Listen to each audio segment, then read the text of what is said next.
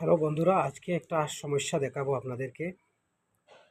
Electrical electrical কাজের যে quality আছে, সে কাজটা ভালোভাবে না করার জন্য একটা লোকের বাড়িতে সিঙ্গল ফেজ মিটারের এমসিবি খারাপ হয়েছে। কিসের জন্য আমি দেখাচ্ছি। দেখেন, এখানে কানেকশনটা উপরে ইন্ডিকেটারের লাইট আসছে। দেখেন, টেস্টার এখানে দেখতে পাচ্ছেন লাইট আসছে।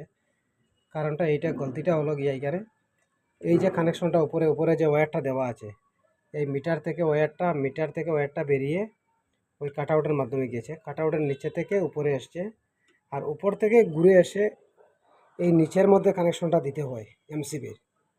কিন্তু সেটা ভালোভাবে যে ইলেকট্রিশিয়ান কাজ করেছে সে জানে না, যার জন্য এই এমসিটা দেখেন খারাপ হয়ে গেছে।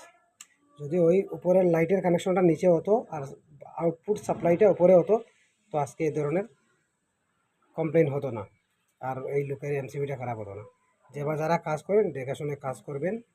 না জানলে জানবেন কী ধরনের কাজ শিখতে হয়, ভালো লোকের সাথে কাজ শিখবেন। নতুন যারা কাজ করতেছেন, না জানলে এরকম কাজ করবেন না। ভালো থাকবেন, সুস্থ থাকবেন। ধন্যবাদ।